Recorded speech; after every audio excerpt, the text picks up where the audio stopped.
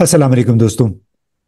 आज एक बड़ा बुनियादी सा मसला है जिसे बड़े लोग बड़े बड़े शहरों बड़े बड़े घरों में रहने वाले लोगों की उस तरफ तवज्जो नहीं जाती, बल्कि आम लोगों की भी तवज्जो नहीं जाती। लेकिन वो ऐसा मसला है कि अगर उस पे काम करने वाले ना हों तो हमारे अड़ोस पड़ोस में गलियों में हर तरफ बदबू होगी, गंद होगा, गटरों का पानी होगा, उबलता हुआ पानी। और मेरा जो इस वक्त इशारा है वो है कि हमारे सीवेज जो गटर्स हैं, इसकी सफाई कौन करता है, कौन इसका जिम्मेदार है, और वो किन हालात में काम करते हैं। आपने सुना होगा 3 साल बच्चा गटर में आ, गिर के जहाँ भाग हो गया। उससे पहले गटर की सफाई करने वाले कुछ अरसा पहले ही 3 मजदूर थे, वो बेचारे जान से हाथ धो बैठे जब वो बगैर किसी प्रोटेक्टिव गियर के, हिफाजती भी कोई उन्होंने कुछ ना मास्क पहना हुआ है, कुछ भी नहीं, और वो ऐसे ही बेचारे नीचे गंद में चले जाते हैं।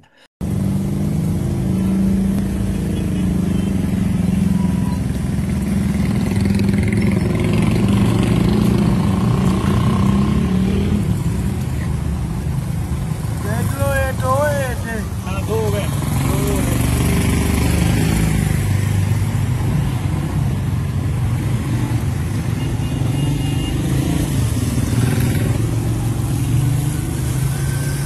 यार बात सुन, बात सुन, बात सुन भाईजान, मुझे तुमसे बात करनी है, सही ना? एक मिनट रुको। आपका नाम क्या है? मेरा नाम है जनान। अदनान। हाँ जी। अच्छा, कब से ये काम कर रहे हो? मेरे तो दे 8-9 था।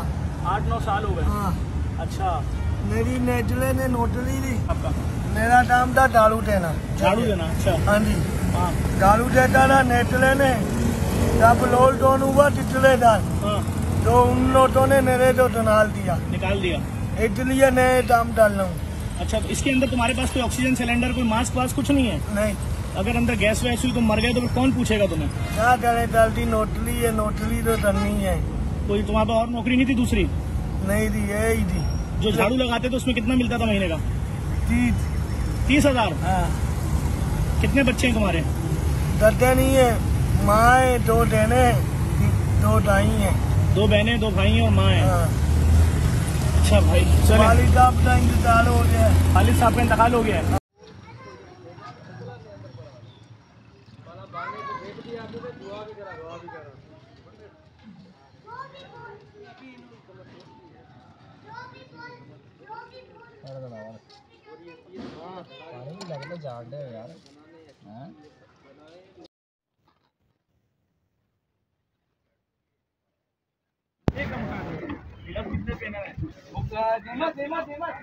लेकिन डेड बॉडी आ गई है बाहर।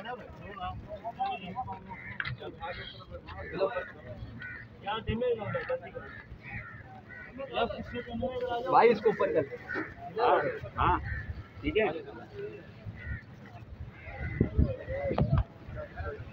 तो ये वो इश्यूज है जो जिसपे हर पाकिस्तानी शहरी को बिल्कुल तशवीश होनी चाहिए, और हर पाकिस्तानी शहरी को इस हवाले से आवाज़ भी उठानी चाहिए।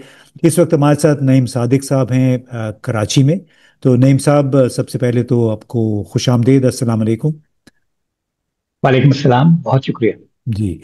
तो दोस्तों, नईम साहब बड़ी दर्दमंदी के साथ इस इशू को फॉलो कर रहे हैं। सैनिटरी वर्कर्स या जो सिक्योरिटी गार्ड्स हैं, किन बुरे हालात में ही रहते हैं, कितनी बुरी उनकी जो तनख्वाहें हैं, कितनी अ, बुरी कह सकते हैं उसको, नाइंसाफी पे मबनी कह सकते हैं। तो हम नईम साहब आपसे let's discuss begin the discussion इस पॉइंट से कि जो गटर की सफाई के काम करने वाले के हालात कराची में ख़ास तौर पे क्या हैं, इसका जिम्मेदार कौन है इनकी देखभाल के लिए, इन इन वर्कर्स की, और जो वहाँ पे कंडीशंस हैं, क्या ये किसी भी बाइज़्ज़त बाशऊर शहरी के लिए, बाजिम्मेदार हुकूमत के लिए काबिल कबूल है? इम्तियाज साहब, मैं आपका बहुत मशकूर हूँ कि आपने पाकिस्तान के इस मसले पर इनिशिएटिव लिया और इस पर बात अभी आप कर रहे हैं। पाकिस्तान के इंटेलेक्चुअल्स तो बहुत हमेशा बड़ी बड़ी बातें करना चाहते हैं, वो डेमोक्रेसी और कॉन्स्टिट्यूशन और 27th एंड 26th अमेंडमेंट्स की बातें होती हैं, मगर जो रियल मसाइल हैं जिनका इम्पैक्ट पाकिस्तान के लोगों पे आता है या जिनकी वजह से पाकिस्तान में बहुत तकलीफ है, उस पर बात कम होती है। इसलिए मैं आपका बहुत मशहूर हूँ। ये जो मसला है जो आपने उठाया, देखिए ये तो कई हजार साल पुराना है और आज भी पाकिस्तान में गटर की सफाई उसी तरीके से होती है जैसे कि कई सौ साल पहले हुआ करती थी। हमने अपनी जिंदगी के हर शोबे में लोगों ने तरक्की करके आगे चले गए, अमीर हो गए, मॉडर्न हो गए, मगर ये जो लोग हैं ये उसी तरीके से काम करते हैं, उसी डिफिकल्ट और गलीज और इनह्यूमन तरीके से जैसे कि कई सौ साल पहले होता है। तो सबसे पहले तो मैं समझता हूँ कि हमें as state and society we must accept that we are hugely guilty of not only neglecting them or exploiting them, but also exposing these sanitation workers to very cruel, inhuman, and deathly conditions. तो यानी आप ये कह रहे हैं कि हम सबको इस बात पे असल में शर्मसार होना चाहिए, शर्मिंदा होना चाहिए कि हमको किन बुरे हालात में हम इन लोगों को धकेल देते हैं, फिर पता नहीं होता कि ये इसमें जिंदा भी इसमें से निकलेंगे कि नहीं। तो मैं समझता हूँ कि सबसे पहले तो मुझे नहीं मालूम कि हम अपने आप को कैसे ह्यूमन बीइंग्स भी कह सकते हैं, जबकि हमारे सामने हमारे ही भाई जो हैं वो ऑलमोस्ट वेयरिंग नथिंग एक गलीज तरीन गटर में जाके अपने बेयर हैंड्स के साथ वो हमारा फुजला की सफाई करते हैं। इम्तियाज साहब, ये काम पूरी दुनिया में बंद हो चुका है और हमारा जो हमसाया मुल्क है हिंदुस्तान, उसने भी एक लॉ पास कर दिया है कि प्रोहिबिट किया जाए सब सैनिटेशन वर्कर्स को गटर में जाने के लिए, और अगर उनका सुपरवाइजर उनको गटर में भेजे तो उसकी सजा जेल है। तो ये है करंट कंडीशन। पाकिस्तान में तकरीबन 100 लोग हर साल मौत के घाट उतर जाते हैं क्योंकि उनको बगैर किसी भी इक्विपमेंट या फैसिलिटी के गटर में उतारा जाता है। पाकिस्तान में, just to give you some idea, तकरीबन 1 मिलियन गटर्स हैं। अच्छा। इनकी मैनेजमेंट जो है वो हुकूमत की जिम्मेवारी है, वो किसी प्राइवेट आदमी की नहीं है। वो जो इदारे हैं उनको वास्ता कहा जाता है, WASA, which is water and sewerage authorities. Karachi में उसको KWSB या KWSC कहते हैं और बाकी जगहों पर वासा हैदराबाद, वासा लाहौर, वासा, इस किस्म की डिफरेंट नामों से वो चलते हैं। अब कई दफा कोर्ट्स ये कह देती हैं कि अच्छा ऐसे करें कि आप उनको सेफ्टी किट दे दिया करें जब वो अंदर जाएं। नहीं, ये इनह्यूमन काम है। अगर मैं जज को कहूं कि आप सेफ्टी किट पहन ले और अंदर जाएं, तो क्या वो जाएंगे? नहीं जाएंगे। कोई पाकिस्तान का आदमी नहीं जाएगा सवाए इन लोगों को जिनको हम फोर्स करके भेजते हैं।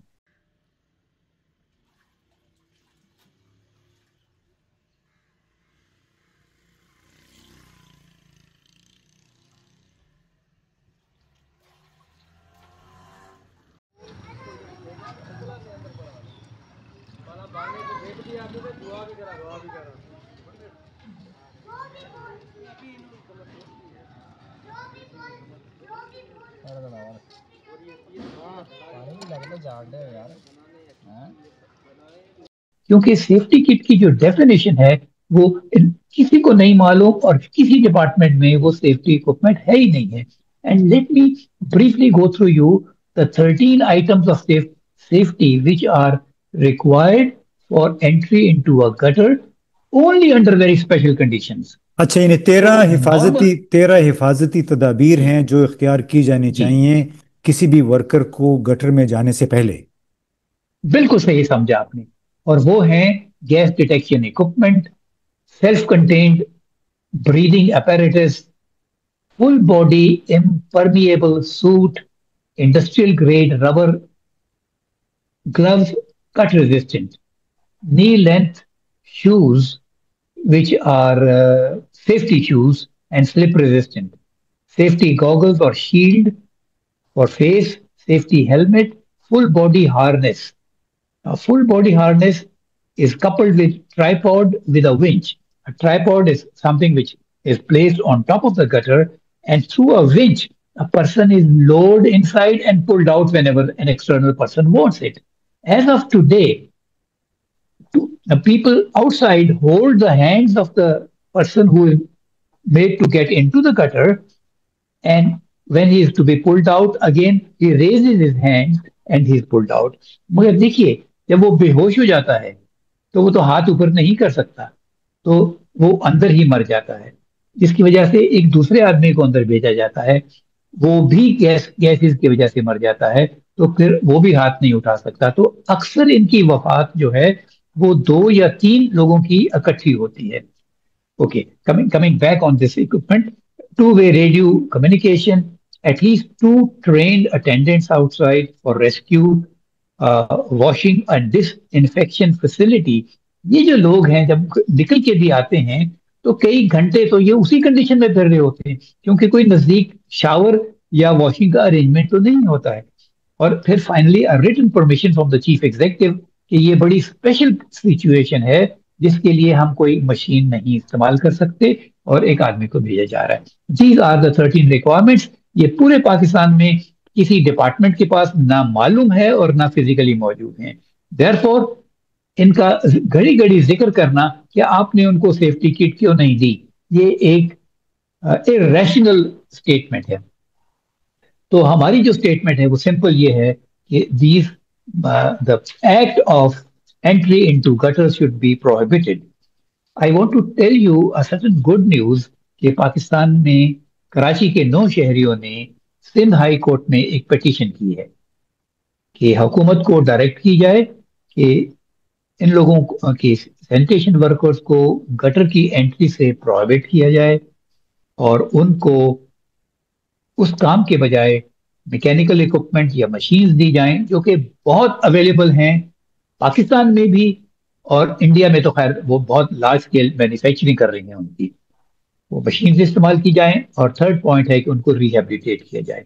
इन 3 पॉइंट्स में मबनी हमने एक पिटीशन दायर की है और एक ड्राफ्ट लॉ भी बनाया है ताकि हुकूमत को हम दे सकें कि आप इसको इस्तेमाल करके एक लेजिस्लेशन बना लें।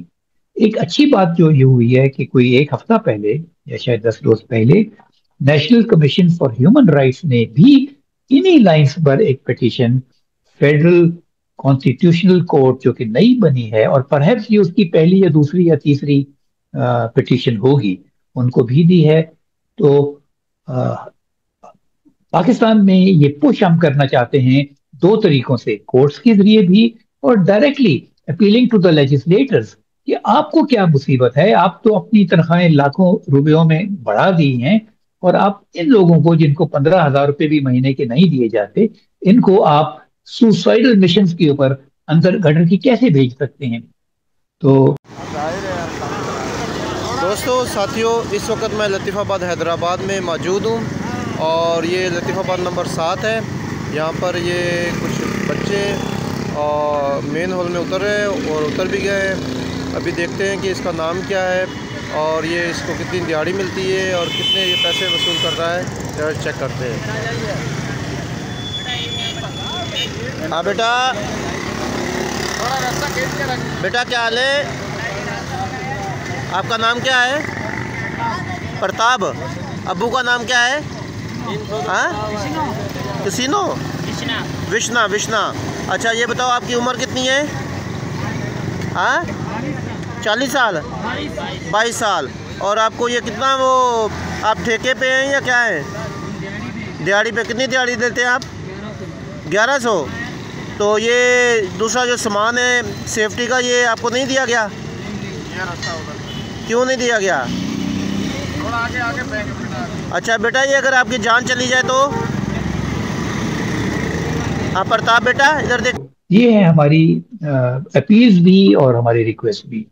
एक बात मैं आपको बताता चलूं, ये बहुत कम लोगों को मालूम है कि सिर्फ कराची की जो KWSC है इसके पास 144 ट्रक्स हैं, सक्शन ट्रक्स और जेटिंग ट्रक्स, जो इस काम के लिए इस्तेमाल होते हैं, और उनके पास तकरीबन 200 लोग एम्प्लॉयड भी हैं। क्या हम पूछ सकते हैं कि इसके बावजूद हमेशा प्राइवेट कॉन्ट्रैक्टेड बंदों को अंदर क्यों भेजा जाता है, जिनका इस काम से बुनियादी तौर पे कोई हुकूमती ताल्लुक तो है नहीं है?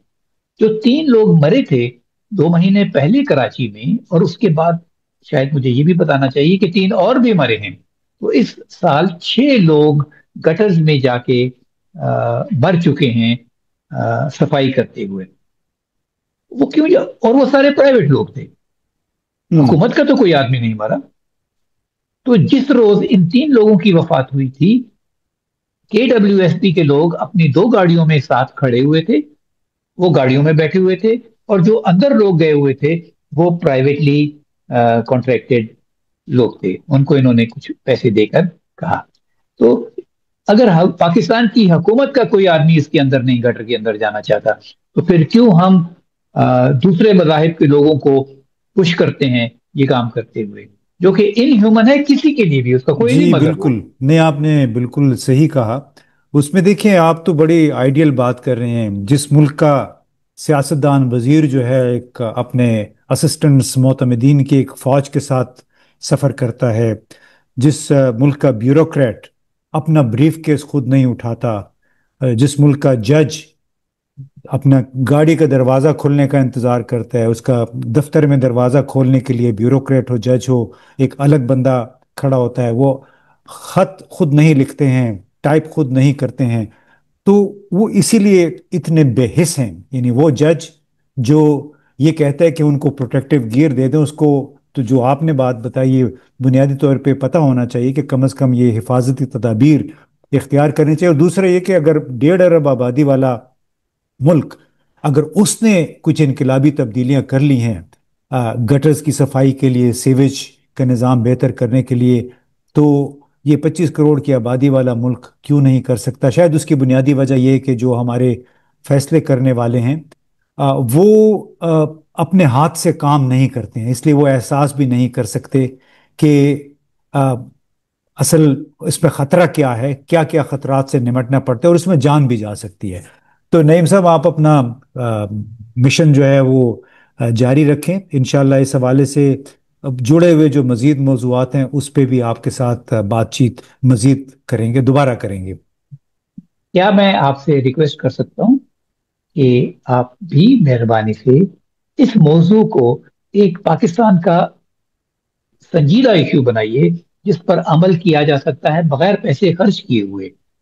ओके, और ये काम हम लेजिस्लेशन करवाना चाहते हैं, यूज ऑफ मशीन्स करवाना चाहते हैं, इन लोगों को रिहेबिलिटेट कराना चाहते हैं, और आपसे रिक्वेस्ट है कि इस बात को आप लेजिस्लेटर्स तक अगर पहुंचा सकें कि खुदा के वास्ते ये काम तो वो कर दें, बजाय बड़ी बड़ी अमेंडमेंट्स करने के, घड़ी घड़ी और रोज रोज कॉन्स्टिट्यूशन के अंदर। जी बिल्कुल, आपने सही कहा, बहुत आपने शुक्रिया। अच्छा नुक्ता दिया। आप अपनी जो पिटिशन की कॉपी है वो मुझे भिजवाइए, तो हम जरूर। यहाँ से भी सुप्रीम कोर्ट या हाई कोर्ट्स के ज़रिए इस मामले को इनिशिएट करवाते हैं। अपने थिंक टैंक के ज़रिए भी इस पे बातचीत शुरू कर सकते हैं। और आप हमारा रेफरेंस होंगे, हमें पिटिशन आप शेयर कर लीजिएगा मेरे साथ। बहुत बहुत जरूर, शुक्रिया। बहुत शुक्रिया, आपका बहुत शुक्रिया।